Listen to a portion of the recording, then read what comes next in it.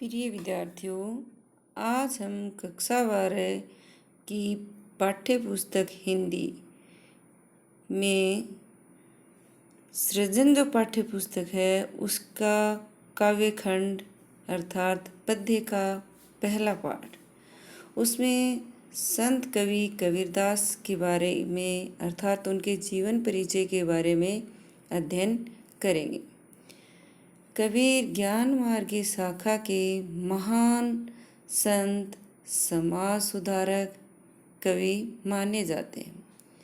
संत संप्रदाय का प्रवर्तक भी कबीर को माना जाता है।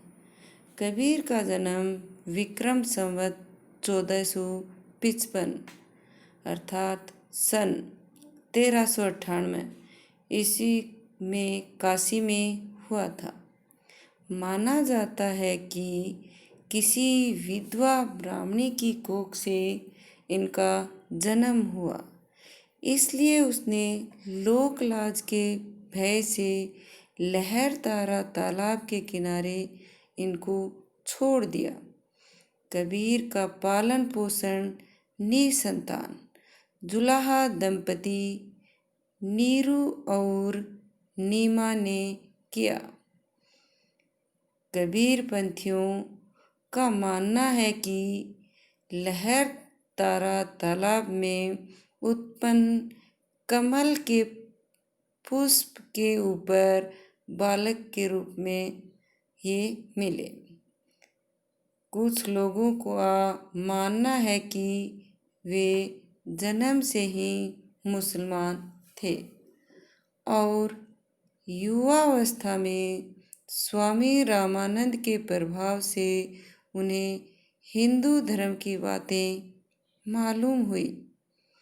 एक दिन कबीर पंचगंगा घाट की सीढ़ियों पर गिर पड़े। रामानंद जी गंगा स्नान करने के लिए सीढ़ियाँ उतर रहे थे, तभी उनका पैर कबीर के शरीर पर पड़ गया। उनके मुख से उसी समय राम राम शब्द निकल पड़ा। उसी नाम को कबीर ने दीक्षा मंत्र मान लिया और रामानंद जी को अपना गुरु मान लिया, अर्थात उन्हें अपना गुरु स्वीकार कर लिया। इस प्रकार उनके गुरु रामानंद जी हुए। कबीर के माता पिता के विषय में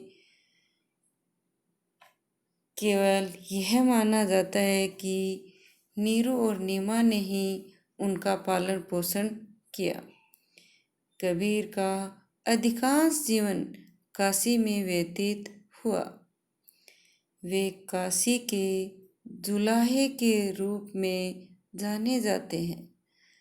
उनकी पत्नी लोई और पुत्र कमाल थे, पर उनके प्रमुख शिष्य धर्मदास थे।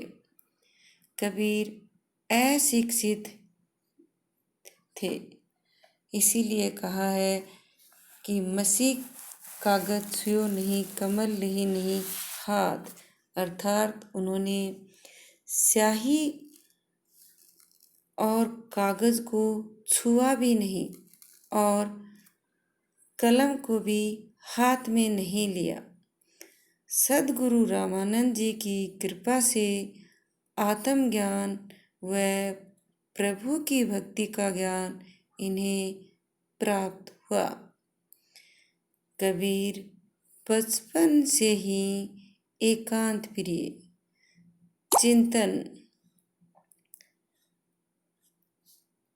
शील स्वभाव के थे। उन्होंने जो कुछ भी सीखा अनुभव की पाठशाला से सीखा।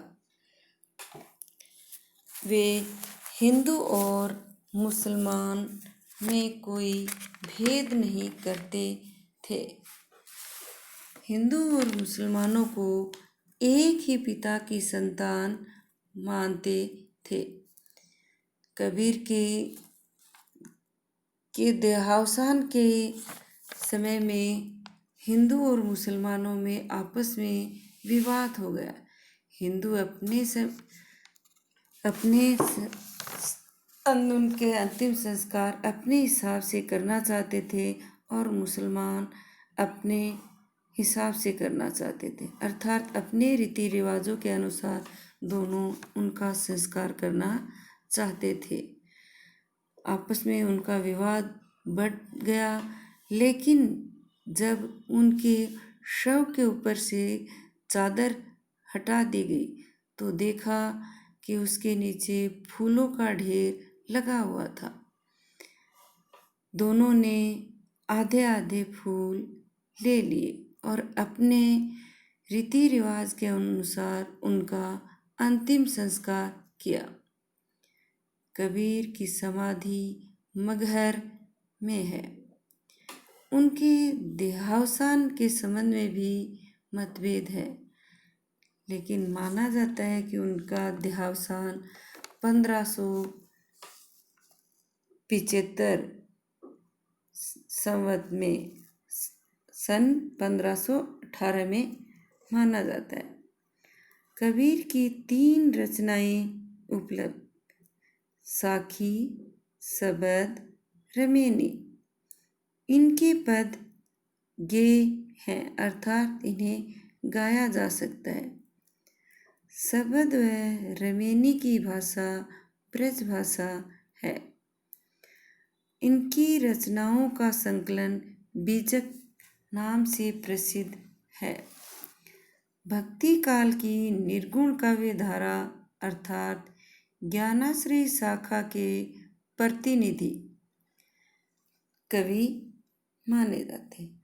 आचार्य हजारी प्रसाद द्विवेदी ने इन्हें वाणी का डिक्टेटर कहा है।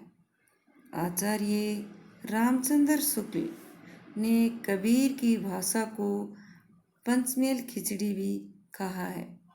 हिंदी के सर्वप्रथम रहस्यवादी कवि भी इन्हें माना जाता है। कबीर की रचनाओं में सिद्धों, नाथों और सूफी संतों का प्रभाव है। कबीर का काव्य है वो भक्तिपरक है और इन्हें क्रांति पुरुष माना जाता है। क्रांति पुरुष होने के कारण समाज के बाहरी और भीतरी पक्षों का इन्होंने तीखा व्यंग्य किया है। धर्म के बाह्य आडंबरों का भी इन्होंने विरोध किया है। ये भेदभावों से मुक्त निराकार ईश्वर को पाने के लिए ज्ञान मार्ग तथा योग साधना को महत्वपूर्ण मानते थे। कबीर की प्रमुख रचना बीजक है, जो उनके शिष्यों के द्वारा रचित मानी जाती है। इन्होंने तत्कालीन समाज में व्याप्त छुआछूत, धार्मिक आडंबर, ऊंच नीच, बहुदेववाद का भी बहुत विरोध किया। ये बहुत बड़े समाज सुधारक कवि थे। हमारी पाठ्य पुस्तक हिंदी में जो प्रमुख दोहे हैं, उनमें सदाचार एवं श्रेष्ठ जीवन मूल्यों को अपनाने की प्रेरणा दी है। जीवन में त्याग की महत्ता है।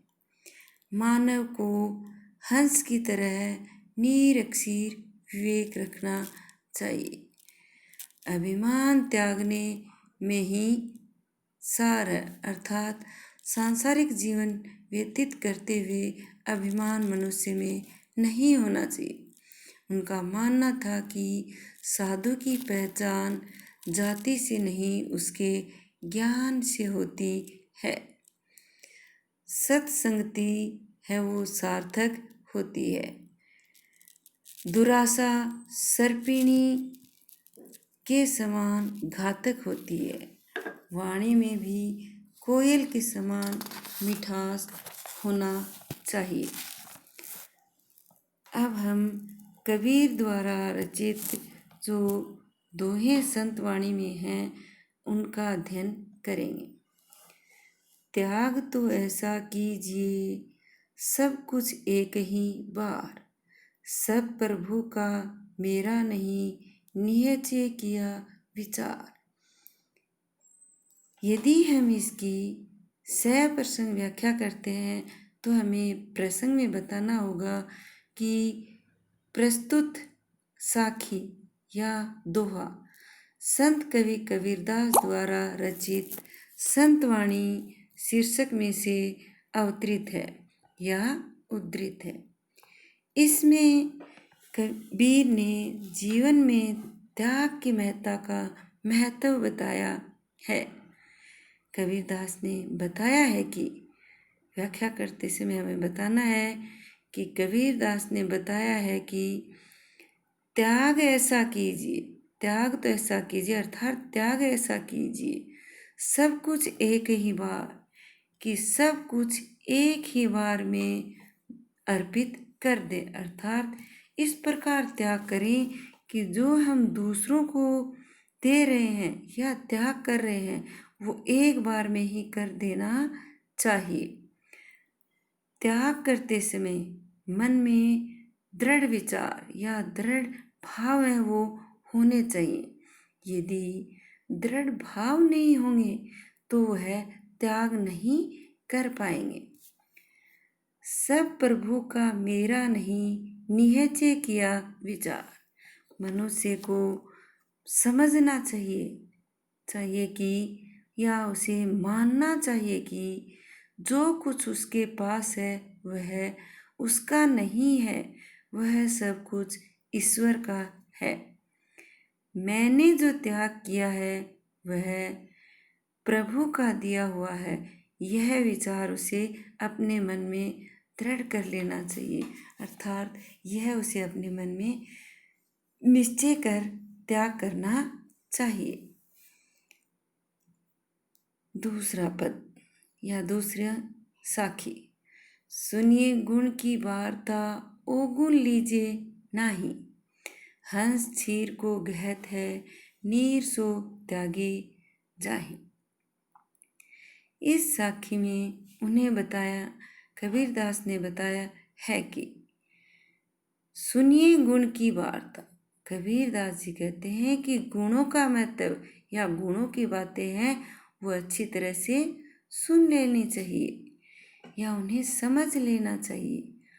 अवगुण लीजिए नहीं, और अवगुणों को कभी भी नहीं अपनाना चाहिए, अर्थात मनुष्य को अपने जीवन में गुणों का महत्व, उनकी श्रेष्ठता को समझना चाहिए और अपने जीवन में उन्हें उतार लेना चाहिए। अवगुणों को कभी भी नहीं अपनाना चाहिए। इस संबंध में उन्होंने उदाहरण देते हुए समझाया है कि जिस प्रकार हंस क्षीर को गहत है, क्षीर अर्थात दूध को गहत ग्रहण करता है।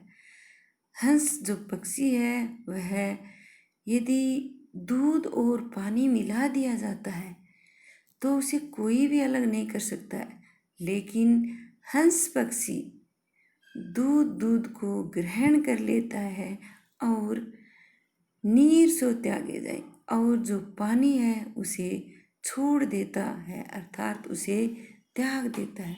उसी प्रकार मनुष्य को दूध अर्थात गुणों को ग्रहण कर लेना चाहिए, अपना लेना चाहिए, और अवगुणों को पानी के समान मानकर, अर्थात अवगुण हैं उन्हें हंस जिस प्रकार पानी को छोड़ देता है वैसे ही मनुष्य को अवगुणों को त्याग देना चाहिए।